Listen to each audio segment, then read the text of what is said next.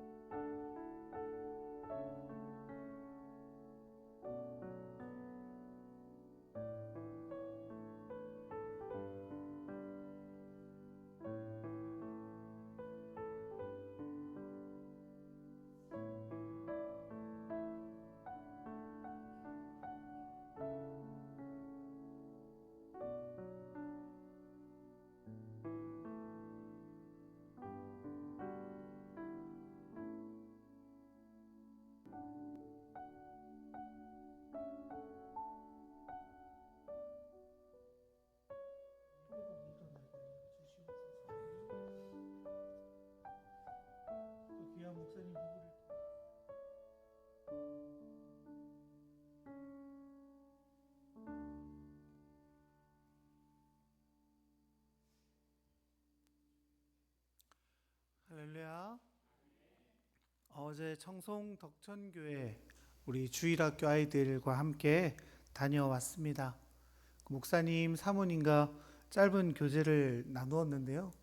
목사님께서 그 산불 화재로 인한 현장을 보시는데 그렇게 말씀하시는 거예요. 마치 소돔과 고모라가 이런 일이 아니었을까라는 생각이 들 만큼 위험하고 어려운 순간이었다라고 말씀하셨습니다. 목사님께서는요, 그 사택이 옆집에서 번지고요. 또 이제 교회 쪽에 옆집이 불이 타는 상황에서 이제 교회가 타면 안 되겠다 싶으셔서 교회 담벼락에 이렇게 물을 뿌리는 동안 그 사택이 전소되어진 일들이 생기셨다고 해요. 그래서 교회를 지키셨고 교회 본당은 불이 번지지 않게 되었지만 사택이 모두 불에 타서 생활도구 아무것도 남기지 않고 나올 수밖에 없으셨다고 합니다.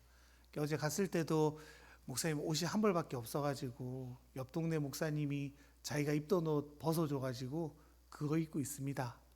내일 오늘이죠. 오늘 예배 드려야 되는데 정장도 없어가지고 그냥 오늘은 약식으로 성도님들과 함께 이렇게 생활들 이렇게 모은 걸로 같이 예배 드립니다라고 말씀하시는 거예요. 그러면서 하시는 말씀이 그겁니다. 목사님, 우리 교회 이야기는 아니고요, 옆 교회 이야기인데요. 그 불탄 그 모습들을 바라보며 차로 대피한 한 가정이 그 모습을 바라보며 복음을 듣게 됐고 또 이번 주부터 교회 다니겠노라라고 결단했다라는 기쁜 소식이 있습니다라고 말하는 거예요. 가보니까요, 이제 그 전부가 불이 탄 게 아니에요. 그 돌풍이 불어가지고 불똥이 튀어서 어느 집은 불에 타고 어느 집은 하나도 상하지 않았습니다. 아까 기사에도 보셨지만 10가구 중에 한 가구라고 되어 있잖아요. 그러니까 어떤 집은요 너무 멀쩡해요. 그런데 그 옆집은 완전히 불이 타가지고 그 주저앉은 모습들을 바라보게 되어지는 겁니다. 그래서 제가 그걸 보는데요, 참 이게 살았음에 감사하겠지만 한편으로 원망스러울 수 있겠다. 안 그렇겠습니까, 여러분? 우리 집은 막 불이 타고 있는데 옆집은 너무 멀쩡하니까요. 그런 생각이 들 수 있겠다라는 생각들이 드는 거예요. 그런데 그 목사님 부부가요, 계속해서 감사하다, 은혜가 넘치다, 이런 상황 속에서도 이렇게 도움의 손길들을 부어주는 것 자체가 얼마나 복된 일인지 모른다라는 말씀으로 계속해서 이제 웃음을 잃지 않으시고 감사를 표현하시는 모습들을 보았습니다. 우리 명가의 성도님들이 이렇게 거두어 주신 헌금 그리고 보내주신 물품들 잘 전달했고요. 헌금 120만 원이나 해주셨어요. 그래서 그 살림에 막 엄청난 도움은 안 되시겠지만 그들이 잠시만 살아가는데 도움 되시도록 전달해 드리고 또 기도해 드리고 또 지역을 위해서 우리 아이들과 함께 또 교사 우리 부목사님과 함께 다녀오게 되었습니다. 그 목사님의 말씀을 듣는데 이런 생각이 들더라고요. 같은 일을 보고 같은 일을 경험하고 또 같은 상황 속에 처해 있지만 그것을 어떻게 받아들이느냐에 따라서 그 사람의 마음이 이렇게 달라질 수 있구나. 그리고 그 달라진 마음으로 인해 살아가는 그들의 삶 역시 이렇게 달라질 수 있겠구나라는 마음이 많이 들었습니다. 사랑하는 명화의 성도 여러분, 우리는 어떻습니까? 우리가 예수님을 믿습니다 라고 고백하지만 우리는 바르게 보고 바르게 믿고 바르게 살아가고 계신가요? 오늘 본문에서 바리새인들이 그렇죠. 주님께 찾아와서 주님께 표적을 구하는 장면이 오늘의 본문입니다. 우리 오늘의 본문 11절 같이 한번 읽어보실까요? 바리새인들이 나와서 예수를 힐난하며 그를 시험하여 하늘로부터 오는 표적을 구하거늘. 바리새인들이 주님 앞에 나왔습니다. 질문하죠. 그런데 그들의 태도가 문제죠. 어떻게 태도하고 그들의 태도가 어떻습니까? 성경은 힐난했다라고 표현하고 있죠. 트집을 잡아 거북할 만큼 따지고 듬이란 뜻이 바로 힐난했다라는 뜻이라고 해요. 그러니까 그들이 지금 어떻게 하고 있는 거예요? 주님 앞에 서서요 싫은 티를 팍팍 내고 있는 거죠.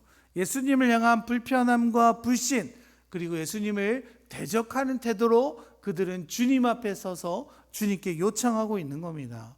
무엇을 요청하고 있어요? 하늘로부터 오는 표적을 구하고 있는 거죠. 만약에 당신이 하나님의 아들이었거든 하늘로부터 오는 표적을 우리에게 보여준다면 우리가 당신이 하나님 아들인 줄, 우리에게 보내신 메시아인 줄 믿을게요 라고 이야기하는 거죠. 그런데 여러분, 우리는 그들의 태도를 보면 알 수 있죠. 그들은 정말로 믿고 싶어서 온 거겠습니까? 아니죠. 그들이 왜 왔다고 말하고 있습니까?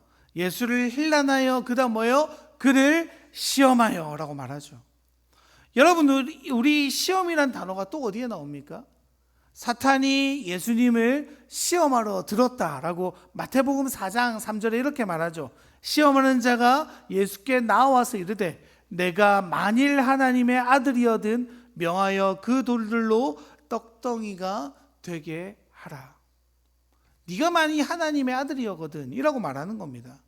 사탄이 왜 이렇게 말했습니까? 예수님께서는요 사람의 몸을 입고 이 땅 가운데 오셨죠. 사람들을 대표해서 십자가에서 죽기를 원하셔서 이 땅 가운데 오셨습니다. 그런데 지금 사탄의 유혹이 뭡니까? 이 돌덩이를 떡덩이가 되게 하라는 유혹이죠. 네가 하나님의 아들이라면 그렇게 만들어봐 라고 이야기하는 것 아닙니까? 사탄이 어떤 음성이 교묘하게 숨겨져 있는 거예요? 지금 너는 사람의 대표가 아니라 하나님의 아들로서의 역할을 보여줘봐. 능력을 보여줘봐. 그리고 너를 증명해봐라고 이야기하는 거죠. 너한테 놀라운 능력이 있잖아. 그렇다면 그것으로 너의 힘으로 삼고 그 힘을 너를 위해 누려야지라는 유혹입니다. 하나님은 그런데 어떻습니까? 우리를 위해 오셨죠. 그 능력을 누구를 통해 사용하기를 원하십니까? 우리를 위해 쓰시기 위함이에요. 그런데 사탄은 끊임없이 그 능력을 자신의 유익을 위해 쓰라고 유혹하고 있는 거죠. 그런 시험이 지금 누구에게 이루어지고 있는 거예요? 바리새인들이 주님께로 하는 유혹입니다. 그런데 이 유혹은요, 오늘 우리들에게도 동일하게 일어납니다. 우리 번영신학, 기복신학 이런 얘기 많이 들어보셨잖아요. 이게 뭐예요? 나에게 득이 되는 복을 구하는 신앙입니다. 하나님의 능력은 잘 되는 나에게서 온다는 착각이, 믿음이 우리 안에 가득하죠. 나 명광교회 다녀 라고 말하면 사람들 뭐라고 제일 먼저 물어보세요? 거기 성도들 몇 명쯤 다니냐? 여러분, 이게 뭡니까? 마치 그 교회 다니는 성도의 숫자가 그 교회의 수준을 말해주는 것처럼 우리는 알고 있죠. 나 교회 다녀 라고 할 때, 나 무슨 교회 다녀 라고 할 때, 야, 그 교회는 말씀이 어떠니? 그 교회는 하나님이랑 얼마나 친하니? 그 교회는 기도가 얼마나 뜨겁니? 이렇게 질문 받은 적 있으세요? 잘 없잖아요. 우리도 그렇게 질문 잘 안 하죠. 왜 그래요? 가끔 그런 분들 계시다고 들었습니다. 우리 목사 젊어가지고 잘생겼어. 그렇게는 하셔도 돼요. 예. 근데 여러분 있잖아요. 우리가 자랑하는 게 뭐예요? 그 외적인 거죠. 우리 교회 좋은 시설이 있어. 우리 교회 사람들이 많아. 우리 교회 예산이 많아서 넉넉하게 쓸 수 있어. 이런 외적인 것이 마치 그 교회의 수준과 교회 능력을 보여주는 것처럼 착각하는 우리들입니다. 형통함이 예수 안에 전부인 것처럼 말할 때가 있죠. 그래서 내 기도가 이루어지고 예수 믿어서 잘 풀리고 하면 예수를 잘 믿는 것처럼 느껴지는 신학이요. 내 신앙생활에서 지금 기적적인 일로 하나님이 역사하시면 우리의 신앙이 금방이나 좋아질 것 같고, 우리가 기도하면 응답되면 금방 내가 하나님을 더 신뢰할 것 같은 그런 기분에 휩싸여 우리는 신앙생활을 얼마나 많이 합니까? 그런데 여러분, 그런가요? 여러분, 정말 하나님이 짜잔하고 나타나셔서 여러분들에게 막 기적 같은 일들을 보여주시면 정말 잘 믿을 것 같으세요? 아무도 대답하시는 거 보니까 얼마나 솔직하세요. 우리 그렇지 않아요. 주님께서도 우리에게 부자와 나사로의 비유를 통해서 말씀하시죠. 부자와 나사로, 거지가 한날에 죽어 하나님 앞에 가지 않습니까? 그 거지 나사로는 주님 품으로 가고 부자는 지옥으로 떨어지죠.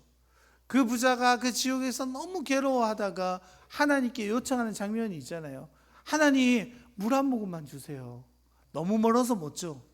그럼 하나님, 내 형제들도 지금 하나님 믿지 않는데 죽은 나사로를 살리셔서 내 형제들에게 보내서 복음을 좀 전하게 해주세요. 죽은 자가 살아났다면 그 나사로가 믿지 않겠습니까? 라는 제안에 하나님 뭐라고 대답하십니까? 누가복음 16장 31절 같이 한번 읽어볼게요. 이르되 모세와 선지자와 듣지 아니하면 비록 죽은 자 가운데서 살아나는 자가 있을지라도 고담을 받지 아니하니라 하였다 하시니라. 아멘. 여러분, 이 말씀이 참이죠. 기적이 놀랍습니다. 표적이 놀라워요. 우리 앞에 일어나는 놀라운 역사를 바라보면 혹 하는 게 우리죠. 하지만 우리가 언제나 기억할 것은요, 표적이 뭐예요? 하나님이 살아계심을 드러내는 도구일 뿐이에요. 그런데 우리는 어때요? 거꾸로 그 표적에 심취하여 하나님을 가리워버릴 때가 얼마나 많이 있습니까? 주님을 믿음으로 내게 형통함이 와요. 내 기도가 이루어져요. 내 삶에 막 기적 같은 일들이 벌어져요. 막 꿈과 환상을 통해 하나님의 음성이 들려요. 그런데 그게 전부인 삶이 얼마나 많아요. 그런 삶은 어떻습니까? 내 삶에 기도의 제목이 이루어지지 않으면 하나님은 없다라고 금방 돌아서죠.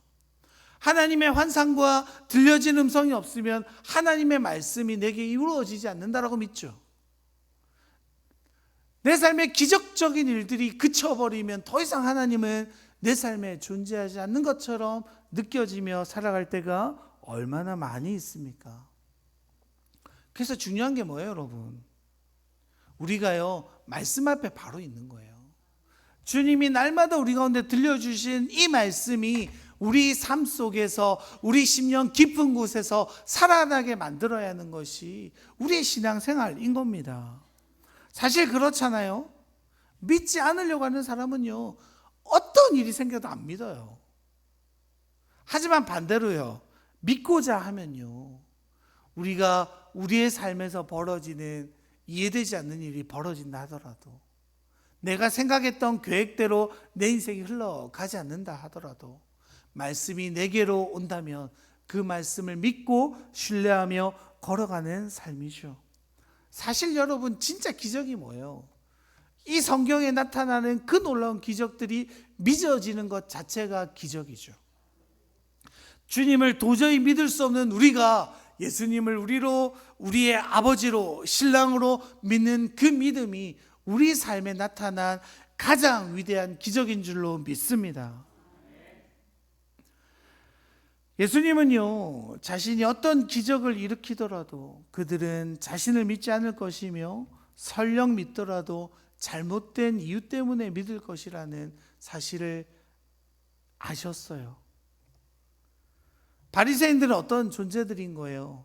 그런 불신으로, 그런 대적함으로 주님을 시험하려는 목적으로 주님께 표적을 구해주기를 요청하지 않습니까? 여러분, 다르게 말하면 뭐예요? 그들은요, 이미 믿지 않기로 믿는 거죠. 주님이 놀라운 표적을 보여주시더라도 그들은 믿지 않기로 작정하는 거예요. 그게 그들의 믿음인 거예요. 예수님은 메시아가 아니라는 확실한 믿음이 그들에게 있었기 때문에 그들은 아무리 진짜를 보여줘도 믿어가지 않는 거죠. 여러분, 이 땅에 이단들이 그런 거 아닙니까? 저 사람이 어떻게 하나님이야? 우리 눈에 보면 막 감옥 가고 이상한 짓 많이 하는 그 사람이 도무지 이해되지 않잖아요. 그리고 진짜 하나님이 어떤 분인지 우리가 날마다 보여줘도 그들이 뭐라고 해요? 아니야, 문선명이 하나님이야, 정명석이 하나님이야. 왜 그래요? 그들 마음속에요, 그 참된 소리를 듣지 않기로 결정했기 때문이에요. 그들의 믿음이 그들의 삶의 방향을 그렇게 이끌어가는 모습들을 우리가 얼마나 많이 봅니까, 여러분? 믿음이 뭡니까? 신뢰하는 것, 확신하는 것 아닙니까? 잘못된 믿음이 그들을 완전히 잘못된 방향으로 가게 만들어가는 거죠. 그래서 뭐가 중요해요, 여러분? 바르게 믿는 게 중요해요. 바르게 아는 게 중요한 거예요. 우리의 믿음은 바르게 믿는 것입니까? 바르게 아는 것입니까? 나의 전통에 휘잡혀서 이 바리새인들처럼요, 내 생각과 다르면 그것은 틀렸어, 내가 원하는, 내가 알고 있는 내 전통의 방식이 언제나 옳아라는 방식으로 우린 살아가지 않습니까? 주님이 나타나시니까 바리새인들이 불편한 거예요. 주님의 어떤 분이세요? 하나님과 한 분인 분 아십니까? 세상을 만드신 분 아니에요?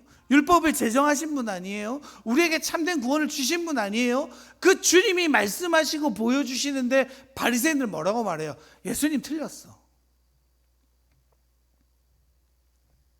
그래서 다른 것들이 필요하다고 주님 바리새인들이 요청하는 거죠.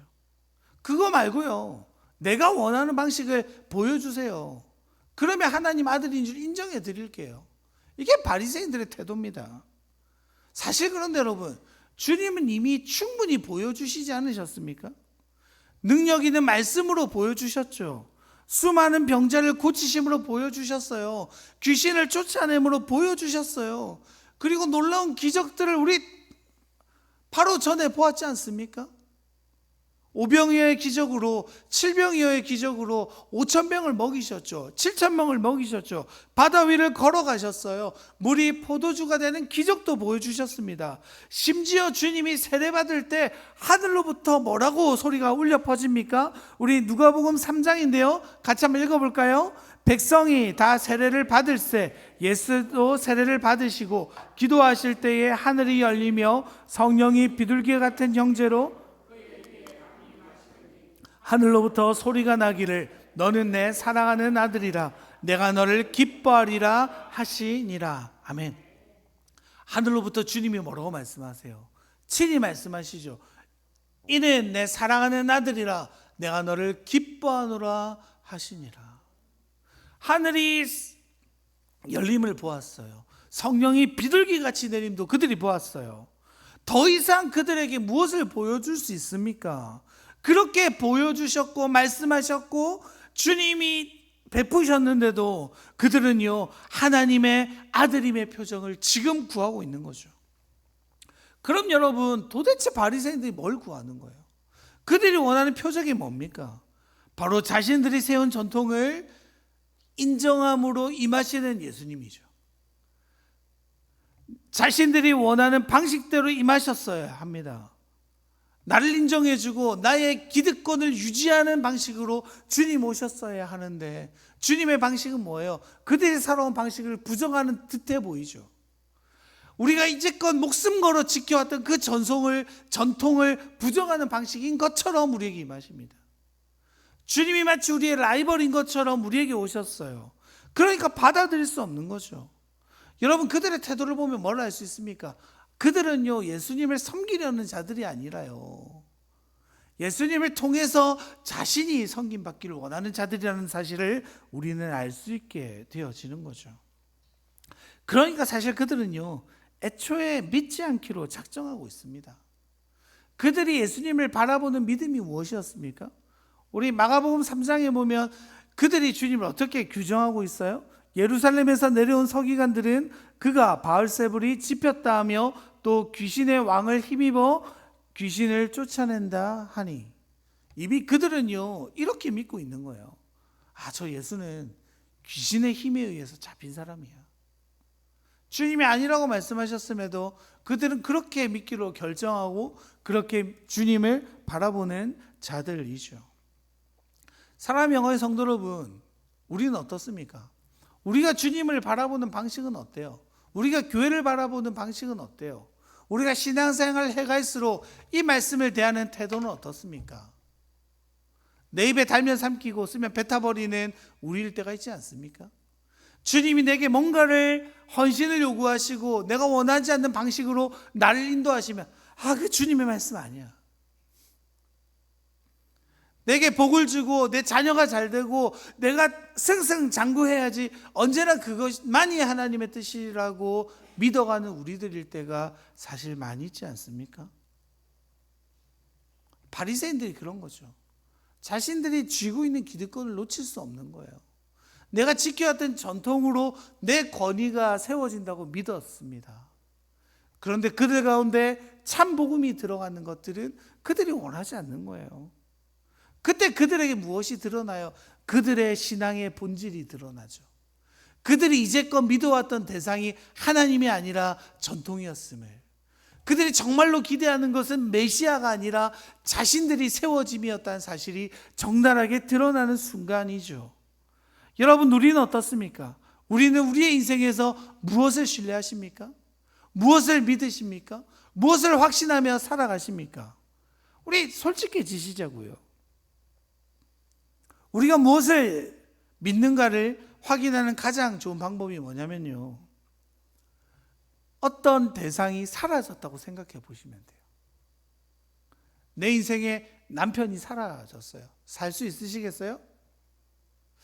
대부분 살 수 있다고 믿으시는 표정인데, 반대로 해볼까요? 아내가 없어지면 살 수 있으십니까? 못 사신다고 한 분 대답하셨네요. 다시 한번 질문해 볼까요? 살 수 있으세요? 그렇죠? 못 살아요. 못 산다 대답했어요, 권사님들. 그럼 보세요. 자녀가 없다고 생각해 보세요. 지금 내가 가진 집이 없다고, 돈이 없다고, 차가 없다고, 내 직분이 없다고, 교회가 없어졌다고 생각해 보세요. 그리고 예수님이 내 삶이 없어졌다고 생각해 보세요. 뭐가 제일 괴로우세요? 예수님보다 조금 높게 괴로운 게요, 다 우상인 거예요. 사실은 내가 그것들을 믿고 있었다라는 증거가 되어집니다. 그렇게 그들은요, 자신을 더 높이는 자들이죠. 자신의 기득권이 더 중요한 자들이죠. 하나님을 믿겠다 하지만 내 인생에 더 중요한 것들은 자신의 이익과 자신이 높임받는 것과 자신의 명예에 드렸다는 사실을 그들은 스스로 이야기하고 있는 겁니다. 그렇게 나를 섬기는 방식으로 예수를 이용하는 그들에게 주님 뭐라고 말씀하십니까? 우리 12절 말씀 읽어볼까요? 예수께서 마음속으로 깊이 단식하시며 이르시되 어찌하여 이 세대가 표적을 구하느냐? 내가 진실로 너희에게 이르노니 이 세대에 표적을 주지 아니하니라 하시고, 그런 그들을 위해 주님은 단식하십니다. 우리 언제 주님 단식하셨어요? 지난주 함께 보았죠. 7장 34절 하늘을 우러러 단식하시며 그에게 이르시되 에바다 하시니 이는 열리라는 뜻이라. 그 듣지 못하고 말이 어눌했던 그를 보며 주님 단식하시며 에바다 말씀하셨잖아요. 그 육신의 아픔, 사람들의 손가락질을 받아가며 그 긴 세월을 버텼을 그를 보며 탄식하셨어요. 그런데 이제 주님은 누구를 바라보며 탄식하십니까? 자신의 권위와 지위에 사로잡혀서 예수님의 참 생명의 말씀을 향해 귀를 닫아버린 영적 귀머거리인 그들을 향해서 주님은 탄식하고 계시는 거죠. 탄식이 뭡니까? 슬픔으로 신음하다라는 뜻 아닙니까? 그런 바리새인들에게도요, 주님은 슬픔으로 안타까워하시며 긍휼히 여기시는 분이 주님이세요. 그게 주님의 마음이죠. 그게 주님의 사랑입니다. 여러분, 우리가 잊지 말아야 할 놀라운 진리는요, 주님은 단 한 사람도 미워하지 않으신다는 사실이에요. 주님은 모두를 사랑하세요. 깊은 단식으로 그들을 위해 기도하시고요, 그들이 구원받기를 원하세요. 그들이 변화되기를 원하세요. 회복되기를 원하세요. 그런데 문제가 뭐예요? 듣는 우리들이죠. 받는 우리들이에요. 바라보는 우리들이에요. 절대로 변하지 않겠어. 아무리 나에게 말해봐, 난 움직일 생각이 없어, 변화될 생각이 없어, 믿을 생각이 없어 라고 굳건하게 서가는 그들이 문제예요. 그래서 주님이 뭐라고 말씀하시는 거예요? 이 세대에는 그런 표적을 더 이상 주지 않겠다라고 선언하지 않으십니까? 주님은요, 마가복음 앞으로 나올 이 세대에 대한 평가들을 계속해서 해가시는데요, 우리 함께 살펴볼까요? 마가복음 8장 38절입니다. 같이 한번 읽어볼게요. 누구든지 이 음란하고 죄 많은 세대에서 나와 내 말을 부끄러워하면 인자도 아버지의 영광으로 거룩한 천사들과 함께 올 때에 그 사람을 부끄러워하리라. 이 세대가 어떤 세대입니까? 음란하고 죄 많은 세대라고 말씀하시죠. 마가복음 9장 19절에도 말씀하세요. 같이 한번 읽어볼게요. 대답하여 이르시되 믿음이 없는 세대여, 내가 얼마나 너희와 함께 있으며 얼마나 너희에게 참으리 데려오라 하시매. 어떤 세대라고 말씀하십니까? 믿음이 없는 세대요. 여러분, 그 시대도요, 이 시대도요, 그러니까 사실은요, 세상은요 주님을 받아들일 생각이 없는 거예요. 세상은요 언제나 이런 세대입니다. 음란하고 죄 많은 세대예요. 믿음이 없는 세대를 살아가는 우리들입니다. 이것이 믿는 자에게 던져지는 세상의 도전이죠. 시대가 가면 갈수록 변하지 않는 세상의 태도입니다. 사랑하는 명화의 성도 여러분, 우리는 주님을 믿는 것이 믿기 위함인가요? 아니면 나를 섬기기 위해 주님을 이용하고 계시지는 않으십니까? 그렇게 주님을 믿어가는 길이 부담스러울 때가 있죠. 어디서 들었는데요, 신학교를 나온 목회 후보자들의 90%가 목회를 하지 않는다라는 이야기를 들었습니다. 그러니까 목사가 되겠어, 주님이 명하시면 어디든 가겠어, 푸른 바다 나서니 몸 어디든지 가오리다 찬양하며 결단했던 그들이 졸업하고 100명 중에 몇 명이요? 90명은 그만둔대요. 물론 여러 가지 이유가 있을 거예요. 한국교회 상황들, 또 뭐 여러 가지 개인사들이 있겠지만, 여러분 솔직히 말해서 대다수의 사람들이 그만둔 이유가 뭘까요? 생활 때문이겠죠. 야, 이거 먹고 살기 어려울 것 같은데, 야, 이거 너무 힘들 것 같은데, 야, 해봐도 안 될 것 같은데.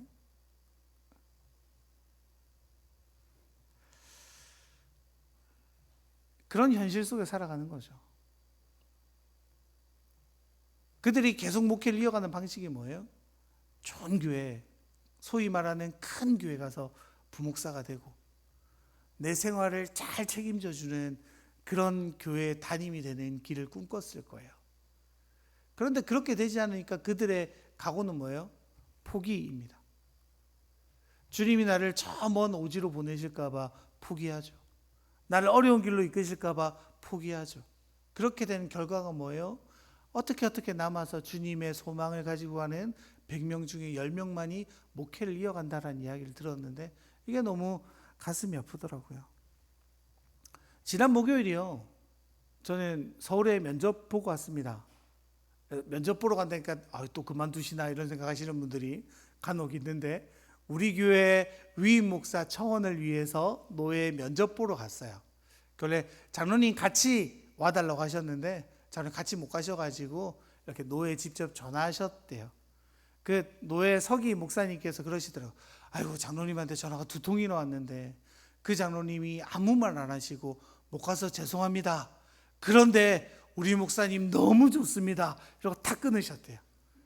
뭐 면접 한 3시간 걸려서 올라갔는데요. 5분 만에 보고 또 3시간 걸려 내려왔어요. 이 뭐 하는 건가 싶었는데 아무튼 장로님과 한마디니까 뭐 물을 필요도 없습니다. 목사님 잘하세요. 딱 가라고 하더라고요. 근데 여러분 제가 떠나기 전에요. 저희 큰아들이 저한테 물어보더라고요. 아빠 면접 봐서 떨어지면 아빠 또 교회 옮겨야 돼? 근데 그 질문을 듣는데요. 정말 그렇게 되면 난 어떻게 해야 되나? 그런 생각이 문득 들더라고요. 여러분 생각해 보세요. 주님 갑자기 저를 지금 부르셔서 홍기야 다시 몽골 가. 아무도 없는 그 광야에 가서 복음 전해. 아니면 너 지금 영광교회 위임 자리 그만두고 더 힘든 지역으로 가고 더 성도가 없는 곳에 가서 개척해. 이러면 갈 수 있을까? 갈 수 있겠습니까 여러분? 또 대답 안 해주시네요. 저를 뭘로 보시고. 갈 것 같아요. 갈 것 같아요. 하나님 말씀하시 지금 안 갑니다 저. 오해하시면 안 돼요. 주님 막 꼭 가라 하시면 가긴 갈 것 같아요. 근데 너무 힘들어할 것 같아요. 너무 고통스러워하며 너무 가기 싫어하며 뻗댈 수 있을 만큼 뻗대다가 간신히 갈 것 같은 저를 발견하는 겁니다. 왜요? 걸리는 게 너무 많은 거죠. 가족도 교회도. 냉큼 가겠습니다 라고 말하지는 못할 것 같은 저를 바라보는 겁니다. 여러분 저뿐이겠습니까? 우리가 믿어가는 예수님은 어떤가요? 내가 원하는 예수, 나에게 복을 주는 예수, 나에게 형통함을 선물로 주는 예수, 나를 잘되게 만들어주는 예수. 우리에게는 예수님이 그런 분이시지는 않으십니까? 사실 여러분 표적을 달라는 요청은 우리에게 있어서 별 의미가 없습니다. 우리들은 이미 예수님의 말씀으로 그리고 우리를 향하신 사랑을 실천해 주신 그 십자가의 사랑으로 하나님 나라의 권능과 임재를 체험하는 복을 이미 받은 자들이기 때문이죠. 제가 좀 전에도 말씀드렸지만 우리에게 정말로 기적적인 일은요, 내가 예수 믿은 거예요. 그리고 그 예수 안에서 살아가는 것이 그 어떤 놀라운 복보다 더 귀하다라는 고백이죠. 세상은 끊임없이 우리에게 도전할 겁니다. 음란하고 죄 많은 믿음이 없는 이 세대 속에서 야 보여봐. 네가 예수 믿는다면 나보다 잘 살아야 되지 않아? 네가 예수 믿는다면 잘 돼야지. 근데 여러분 거기에 속으시면 안 돼요. 정말 예수 믿는 우리는요, 우리의 상황과 환경에 상관없이 주님 안에 있음으로 누리는 복입니다. 종종 말씀드리잖아요. 성경이 말하는 복은요, 상황이나 환경이 아니에요. 복은요, 관계예요. 주님과 친밀하세요? 그럼 복 누리고 계신 거예요. 주님의 말씀이 막 기대가 되세요? 복을 누리고 있는 거예요. 예배 때 은혜를 받으세요? 복을 누리고 있는 거예요. 그 복이면 사실 충분해요. 왜냐면요, 지금의 영광보다 나중에 누릴 영광이 더욱더 크기 때문입니다. 주님은 그런 복을 우리에게 주세요. 그리고 세상이 감당할 수도 상상할 수도 없는 놀라운 영광을 주님이 다시 오실 날 우리가 누리게 하실 겁니다. 지금 중요한 게 뭐냐면요, 표적 주세요가 아니에요.